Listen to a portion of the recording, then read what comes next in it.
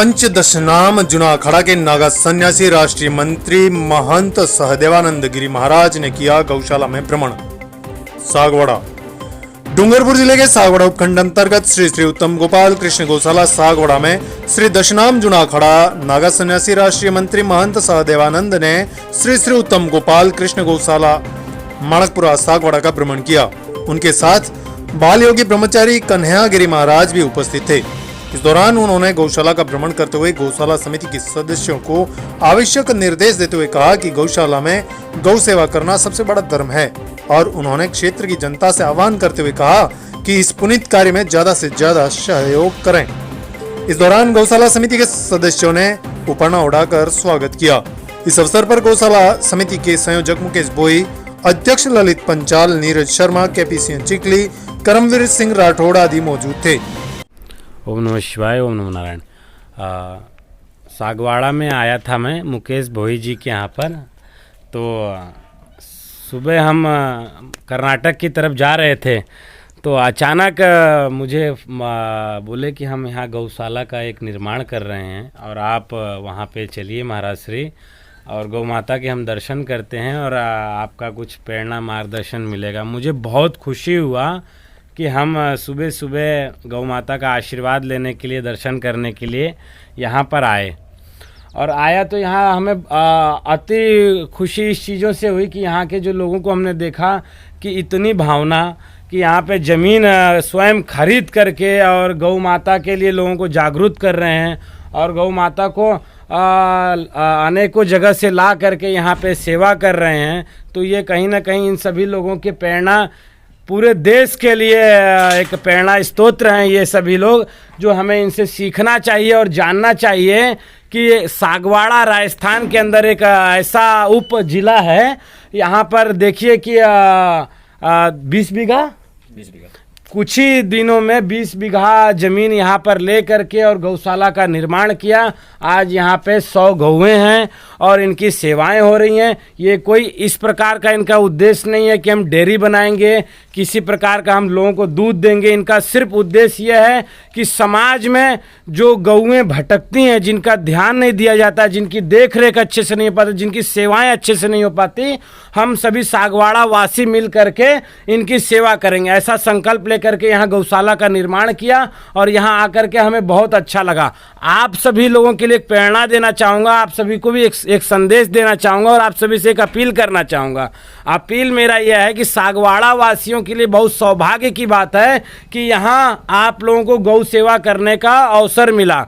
आप कभी भी इस सेवा से वंचित ना हो, आप यहाँ पर आएँ, आपसे जो भी हो यथा सेवा आप यहाँ पर करें। आपको एक चीज़ की जानकारी होनी चाहिए कि गौ माता ही एक ऐसी हैं जिनके पास आने से हमें समस्त प्रकार के मानसिक तनाव से दूरी होती है, अनेकों प्रकार के रोगों से हमें दूर होना पड़ता है और सारी प्रकार से ऊर्जाएं जो मनुष्य को चाहिए वो हमें गौ माता के पास आने से प्राप्त होता है। तो आप लोगों को यहाँ आना है, गौ माता के बीच में अपना समय देना है। और यहाँ के जो गौशाला के जो विचारधारक लोग हैं, इनका एक और इतनी बड़ी विशाल सोच है कि महाराज श्री हमें गौशाला 100 एकड़ में करना है, हमें गौशाला और विस्तार करना है। हम यहाँ आया, देखा काफ़ी ज़मीनें हैं और काफ़ी दिन रात यहाँ मेहनत कर रहे हैं, बिल्डिंग वगैरह निर्माण कर रहे हैं।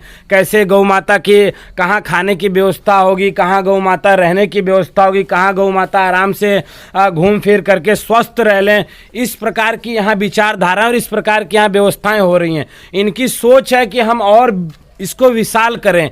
तो कहीं ना कहीं ऐसा होता है कि हम कहीं जाते हैं, कुछ नया करते हैं, कुछ चीज़ों का संकल्प लेते हैं तो अनेकों प्रकार की बाधाएं और अनेकों प्रकार की विचारधाराएं आती है।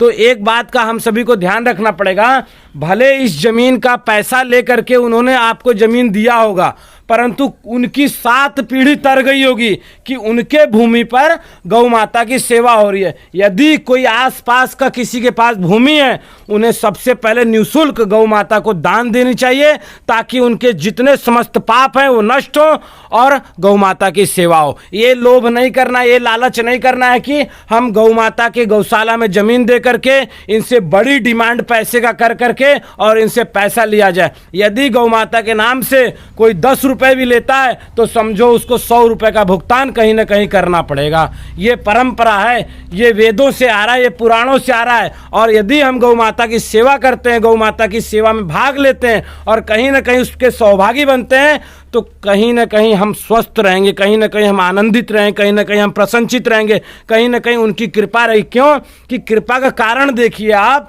कि समस्त देवी देवता जो हैं वो गौ माता के अंदर वास करते हैं। जिस लक्ष्मी के लिए हम दर बदर पता नहीं क्या क्या करते हैं, एक दूसरे को तकलीफ देते हैं और अनेकों प्रकार के गलत रास्ते को पसंद करते हैं, उसके बाद भी हम उस लक्ष्मी को प्राप्त नहीं कर पाते। वो लक्ष्मी को पूरे संसार में कहीं स्थान नहीं मिल रहा था, वो गौ माता के गोबर में आकर के उनको स्थान मिला। तो कहीं ना कहीं हमें इस बात का ध्यान रखना चाहिए और गौ माता की निरंतर सेवा करते रहना चाहिए। ओम नमो नारायण, ओम नमः शिवाय। बोले कृष्ण कन्हैया लाल की जय, गौ माता की जय, सद्गुरुदेव की जय। ओम नमो नारायण, ओम नमः शिवाय। कृष्ण कन्हैया लाल की जय, गौ माता की जय। हमारे बीच में हमारा गौशाला का और इस सागवाड़ा का, इस वागड़ क्षेत्र का परम सौभाग्य है कि जूना अखाड़ा के हमारे राष्ट्रीय सचिव महंत सहदेवानंद जी गुरुदेव महाराज और बाल योगी कन्यागिरी जी महाराज हमारे बीच में उपस्थित हैं। निश्चित तौर पर मैं समस्त वागड़ वासियों की ओर से, सागवाड़ा के समस्त वासियों की ओर से और गौशाला के हमारे जितने गौ भक्त हैं, गौ रक्षक दल हैं, उन सभी की ओर से गुरुदेव के और श्री बाल योगी के चरणों में वंदन करता हूं, नमन करता हूं। आपका स्वागत है। ये हमारे लिए सौभाग्य की बात है कि आपके चरण कमल इस गौशाला में हमें प्राप्त हुए और उससे हम आज एक नई ऊर्जा महसूस कर रहे हैं। और आपने हमें जो यहाँ उपदेश दिए, जो निर्देश दिए, निश्चित तौर पर आप गुरुदेवों के आशीर्वाद से ये पहले संभव हुआ है और आप जैसे गुरुदेव यहाँ पधारते रहेंगे तो ये गौशाला का, मैं ऐसा मानता हूँ कि दिन दोगुनी रात चौगुनी इसके विकास में, इसकी समृद्धि में जरूर उपलब्धि हासिल करेंगे सभी गौ भक्त जितने भी यहाँ उपस्थित हैं। मैं पुनः दोनों गुरुदेव के श्री चरणों में वंदन करते हुए अपनी बात को विराम करता हूँ। जय गुरुदेव। Sagwara live news. जी हाँ, लेटेस्ट खबर पाने के लिए चैनल को सब्सक्राइब कीजिए, वीडियो को लाइक कीजिए और शेयर कीजिए। धन्यवाद।